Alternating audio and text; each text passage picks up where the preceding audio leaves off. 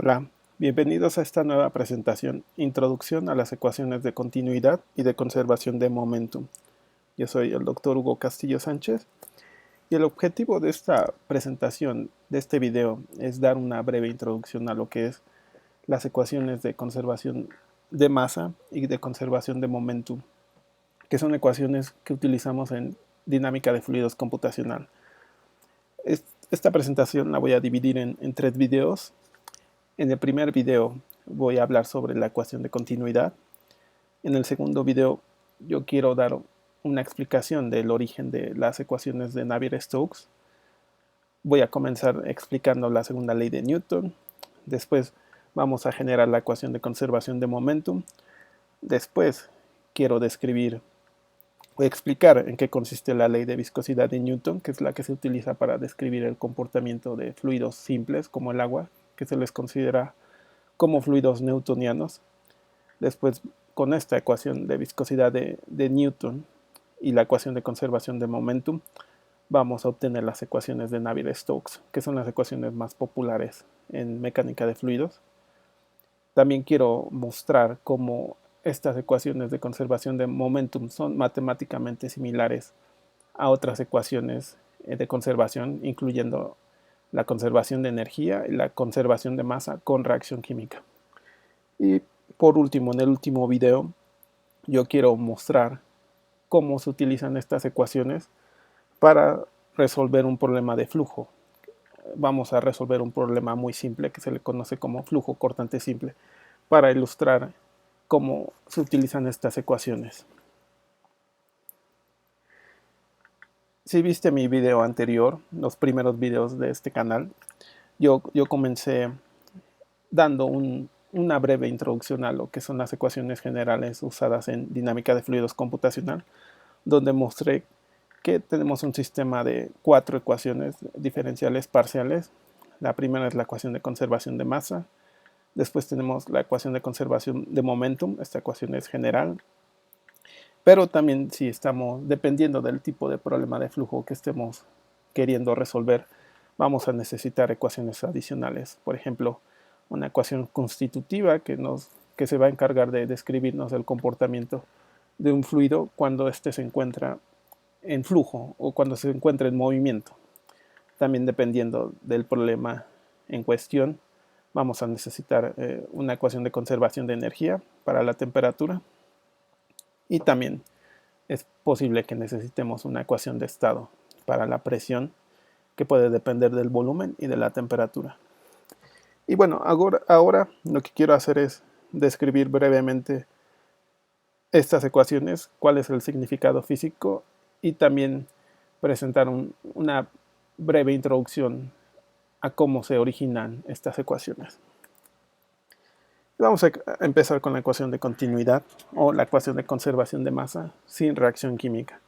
Entonces, para ello vamos a asumir que tenemos un volumen de control que va a tener un volumen fijo V, y a través de este volumen va a estar fluyendo un fluido. También otra cosa a considerar es que este volumen de control va a tener una diferencial de superficie, que serían este cuadradito.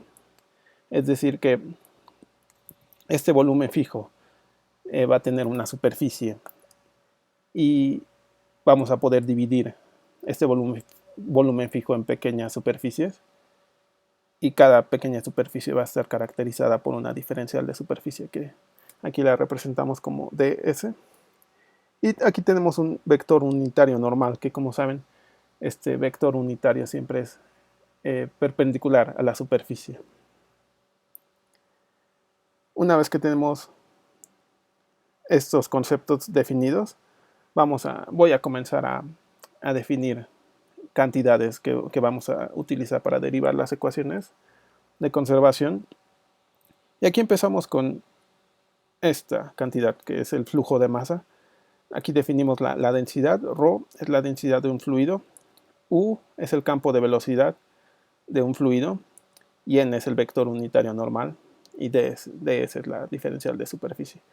Entonces, como mencioné al inicio, un fluido puede ser agua, puede ser lo que sea, está atravesando este volumen de control.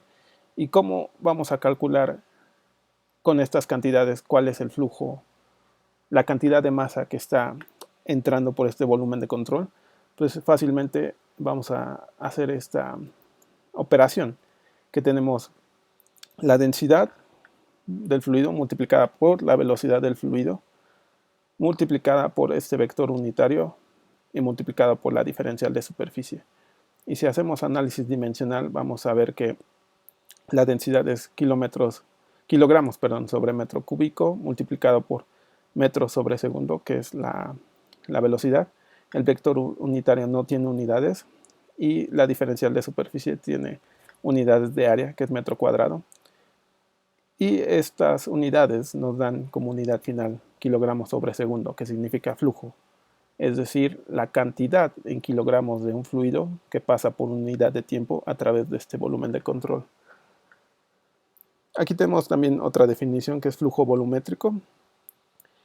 ¿Qué es el flujo volumétrico? Es decir, la cantidad de volumen de fluido por unidad de tiempo que atraviesa este volumen de control va a ser dada por la velocidad multiplicada por el vector unitario multiplicada por la diferencial de superficie, y si hacen el análisis dimensional van a ver que obtenemos volumen por unidad de tiempo.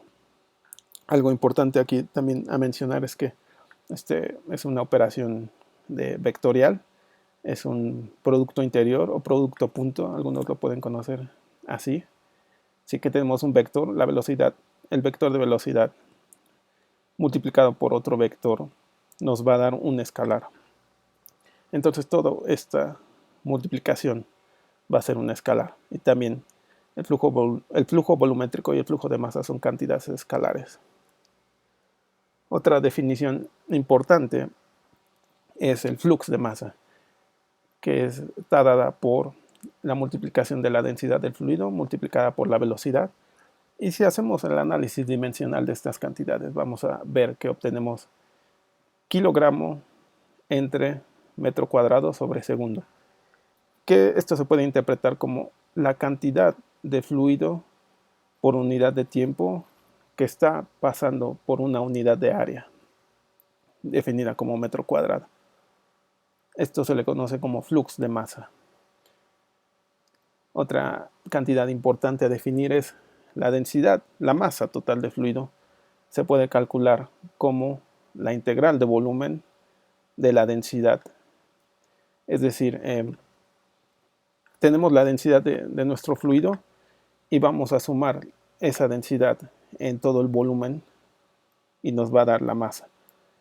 Aquí, si ustedes hacen análisis dimensional, volumen tiene unidades de metro cúbico y densidad tiene unidades de kilogramos sobre metro cúbico. Entonces esta suma, porque la integral es una suma, nos va a dar la masa, nos va a dar unidades de kilogramo, que serían la cantidad total de fluido que está contenida en esta unidad de volumen. Y aquí este es un término que se le conoce como acumulación, es decir, el cambio con respecto al tiempo de la masa de fluido. Porque puede pasar que aquí una cantidad de fluido está entrando en este volumen de control, pero puede que esté entrando mucho fluido, puede que esté entrando mucha cantidad de fluido y esté saliendo poca. Y por conservación de masa, la cantidad de fluido que entra debe ser igual a la que sale. Pero si aquí está entrando mucha y está saliendo poca, la cantidad restante de fluido debe estar contenida, debe estar acumulándose en el volumen de control. Entonces la acumulación nos dice esa variación de la masa del fluido con respecto al tiempo. Aquí tenemos un balance de masa, que es lo que estaba mencionando ahorita, que si ustedes recuerdan, la ley de conservación de masa nos dice que la materia no se crea ni se destruye, solo se transforma. Y esta es una forma matemática de expresar esa conservación de masa, que nos dice que si la acumulación debe ser igual a a la cantidad de fluido que entra más la que sale. Ese es básicamente el balance de masa en este volumen de control. La cantidad de masa que entra más la cantidad de masa que sale debe ser igual a la acumulación. Si, por ejemplo, no hay acumulación, entonces este término sería 0 y la ecuación de conservación de masa nos diría que toda la masa de fluido que entra debe ser igual a la que sale. Eso es básicamente el significado de esta ecuación de conservación. Esta ecuación la vamos a analizar un poco más, porque si ustedes recuerdan que esta integral esta es una integral de superficie y lo que está adentro es el flujo de masa. Entonces, esta ecuación nos quiere decir que, disculpen, que la masa que se acumula debe ser igual, o el cambio con respecto al tiempo de la masa debe ser igual al flujo neto de masa en la superficie. Esto lo vamos a explicar un poco más para que quede más claro. Vamos a hacer uso de esta geometría, donde tenemos una tubería y un fluido está entrando por phase 1, que es la cara 1. Este cilindro tiene un área. Esto lo vamos a definir como cara 1. Y esta área sería el área de un círculo. Y por aquí el fluido está saliendo con velocidad u. Y aquí tenemos la cara 2 o phase 2. Y también tenemos vectores unitarios. Este vector unitario normal está apuntando en esta dirección. Y este vector unitario está apuntando en la dirección contraria a N1. Y vamos a hacer algunas simplificaciones para resolver. Vamos a hacer un balance de masa en esta geometría, en esta circunferencia. Por ahora vamos a asumir que tenemos estado estacionario, es decir, que la masa no va a depender del tiempo. Ese es un concepto muy utilizado en mecánica de fluidos. El término dependiente del tiempo o la acumulación es 0, es decir, este término va a ser 0. Y la ecuación para el balance de masa puede reducirse de la siguiente manera. Vamos a calcular esta integral en esta cara. Y aquí tenemos esta integral, tenemos la densidad. Es importante que vamos a hacer el balance en esta cara 1. Entonces la integral de superficie va a ser en esta superficie. Esto va a estar dada por la densidad multiplicada por la velocidad multiplicada por el vector unitario, que sería n1. Y esto, como lo simplificamos, vamos a usar lo que se le conoce como el producto escalar, que si ustedes recuerdan en sus clases de geometría o de cálculo, el producto escalar se define, este es un producto vectorial, un producto interno, un producto interior. Esto es un escalar y se puede calcular como la magnitud, la multiplicación de la magnitud de los vectores u multiplicada por la magnitud del vector n1 multiplicada por el coseno de teta, donde teta es el ángulo entre los vectores. El ángulo entre estos dos vectores es 180 grados, que es un medio círculo, porque n1 va a estar en esta dirección y el campo de velocidad va a estar en la dirección opuesta. Entonces van a formar un ángulo de 180 grados entre ambos vectores. Y aquí, todo esto es constante. Entonces podemos sacar el integrando fuera de la integral. Entonces la integral de superficie va a ser una superficie. Solo estamos sumando los pequeños pedazos, las pequeñas áreas de superficie. Este círculo lo podemos dividir en pequeñas diferenciales de superficie. Y si sumamos todas esas superficies, nos va a dar S1, que es el área aquí de un círculo, que sería pi por radio al cuadrado. Entonces, simplificando, concepto importante es que la magnitud de todo vector unitario siempre va a ser igual a 1. Entonces este término se reduce simplemente como la densidad multiplicada por la magnitud del vector de velocidad aquí, multiplicada por el coseno del ángulo entre los dos vectores, que sería 180 grados, o pi entre 2, multiplicada por la superficie 1. Esto nos va a dar menos, porque el coseno de 180 es menos 1, multiplicada por la densidad, por todo esto. Y esto significa que el flujo de masa en esta pared va a ser igual a esto, a esta multiplicación que es negativa en la entrada. Vamos a realizar un razonamiento similar en la salida, donde ahora el ángulo entre los dos vectores u y n2 va a ser 0, porque los dos vectores están apuntando en la misma dirección. Y calculando esta integral en esta cara, nos va a dar lo siguiente. Esto se simplifica, esta integral se simplifica así. Aquí es n2, disculpen, se me olvidó modificar. Y ahora el coseno de 0 va a ser 1, entonces ahora vamos a tener una cantidad positiva.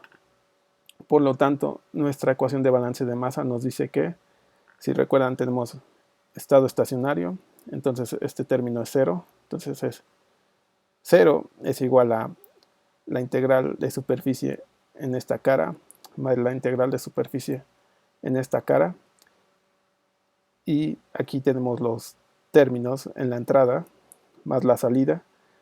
Esto 0 va a ser igual a esto, y si pasamos este término del otro lado tenemos esta ecuación, lo que nos dice que la masa se conserva. Todo lo que entra en la cara 1 va a ser igual a todo lo que entra, a todo lo que sale por la cara 2. Esta ecuación es una forma simplificada de estas integrales. Y ahora, para entender un poco más lo que nos quieren decir estas ecuaciones, para simplificar aún más, podemos asumir que la densidad del fluido es la misma, es decir, que no va a haber ningún cambio en la densidad del fluido dentro de esta geometría. Por lo tanto, la densidad va a ser igual en ambos lados, y la ecuación se simplifica así. U1, la velocidad en la entrada, multiplicada por la superficie en la entrada, debe ser igual a la velocidad en la salida, multiplicada por la superficie en la salida. Y esto, si recuerdan, U1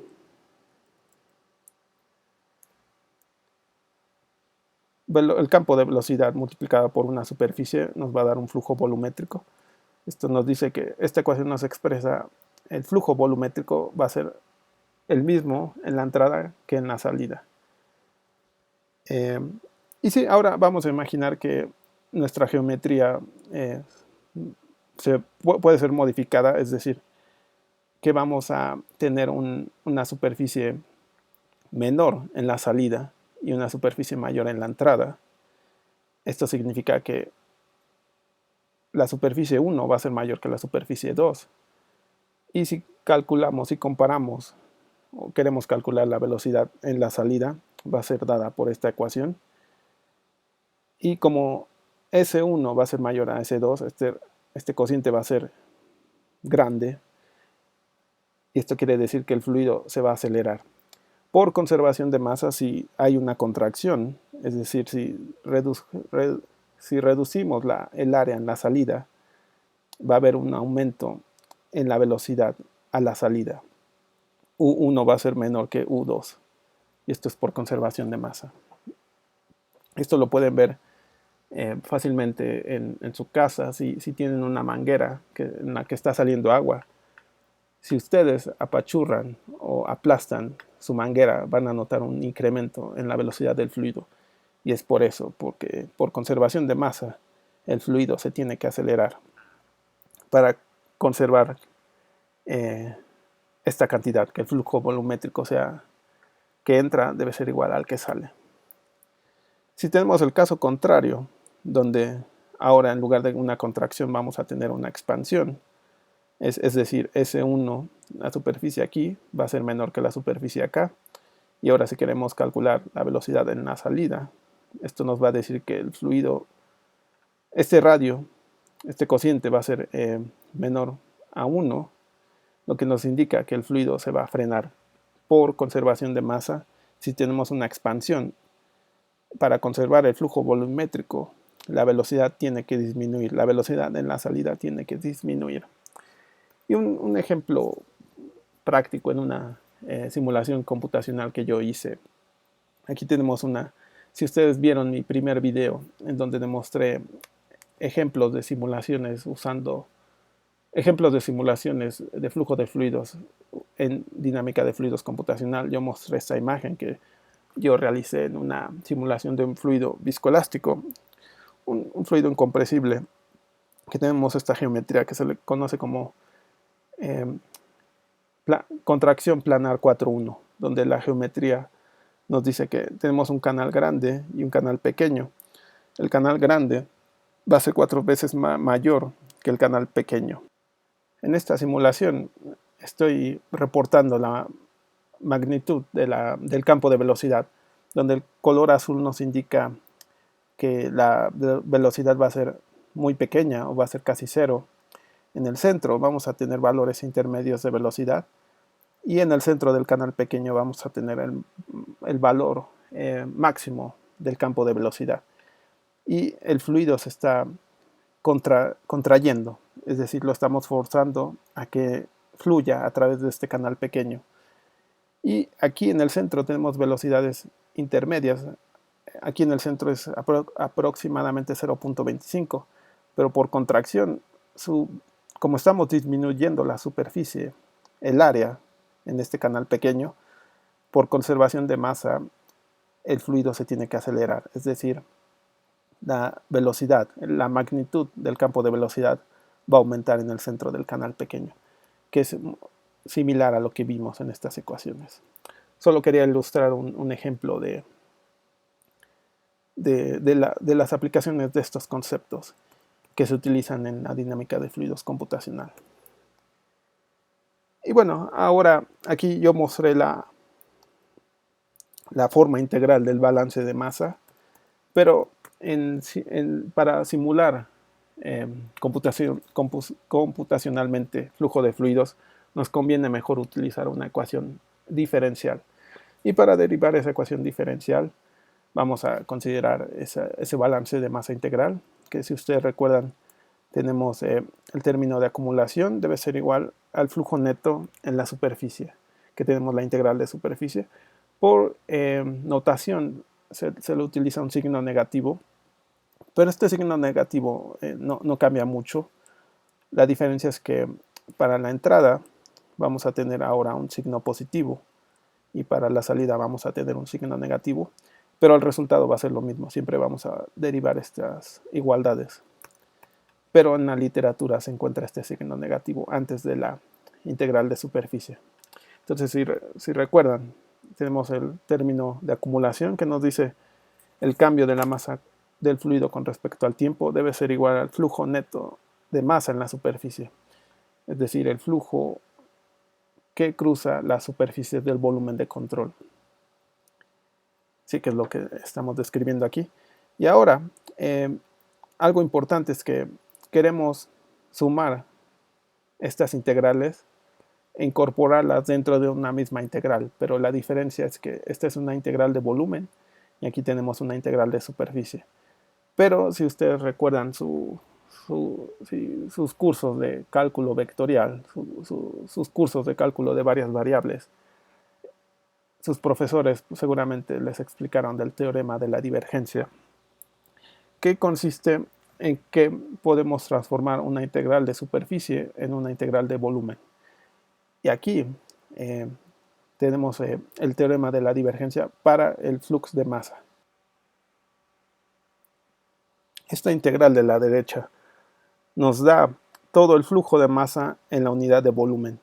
Esta cantidad que está adentro de los paréntesis es el flux de masa y la divergencia, este es el gradiente, el producto interior. Este operador se le conoce como divergencia. La divergencia de un flux nos da el flujo de masa en un punto en el espacio de nuestro volumen de control. Pero si sumamos todos esos flujos que están dentro de nuestro volumen de control, es decir, la integral de la divergencia del flujo de masa, nos da todo el flujo de masa en la unidad de volumen. Y esta integral debe ser igual al flux de masa, es decir, la cantidad de fluido por unidad de área por unidad de tiempo que va a atravesar la superficie del control de volumen. Es decir, todo el flujo de masa, toda la cantidad de fluido que entra por estas superficies debe ser igual a toda la cantidad de volumen de fluido que está contenida en este volumen de control. Ese es básicamente el significado del teorema de la divergencia. Y ahora ya expresamos esta integral de superficie como una integral de volumen. Y esto nos permite obtener esta ecuación diferencial. Como el volumen es independiente del tiempo, esta diferencial, esta derivada con respecto al tiempo, la podemos introducir dentro de la integral.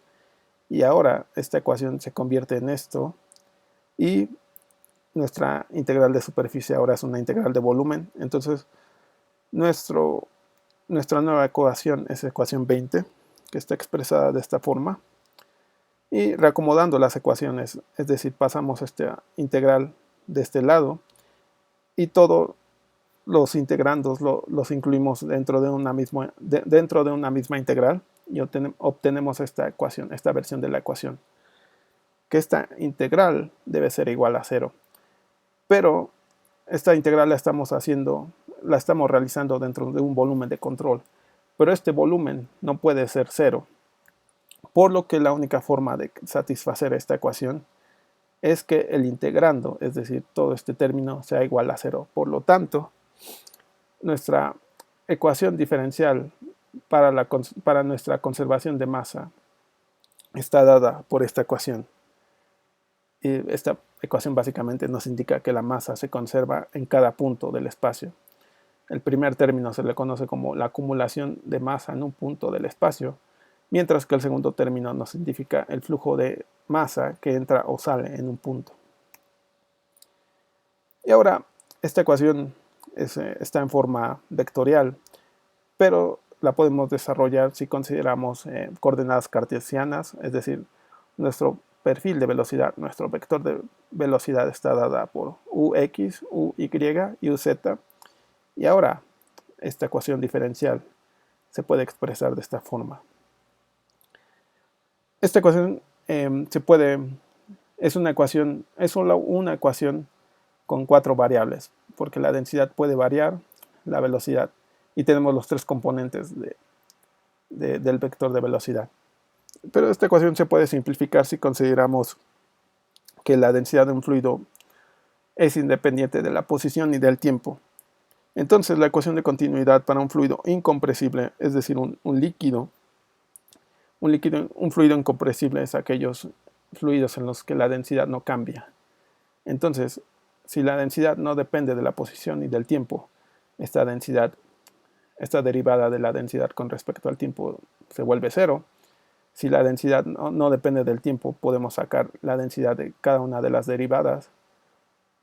Y esta ecuación, con estas condiciones, la ecuación de conservación de masa se reduce a esta ecuación, que es la que mostramos al inicio de la presentación, y esta ecuación se puede expresar ya más fácilmente como esta ecuación diferencial. Este es el fin del video. En el próximo video voy a comenzar con una introducción a las ecuaciones de conservación de momentum, a la segunda ley de Newton, y el objetivo de este video fue únicamente derivar la ecuación de continuidad, que va a ser útil después para resolver problemas de flujo de fluidos. Por último, si hipotéticamente tú conoces el campo de velocidad de un fluido, la ecuación de continuidad te puede decir si el fluido corresponde a un líquido o un gas. Si tu campo de velocidad satisface esta ecuación, es decir, que la suma de las derivadas parciales del campo de velocidad es igual a 0, eso va a corresponder a un líquido. En cambio, si esta suma de derivadas es diferente de 0, eso significa que hay una contribución de densidad, de la derivada de la densidad con respecto al tiempo. Bueno, con esto concluyo la parte número 1 del video. Muchas gracias por estar aquí y nos vemos en el siguiente video.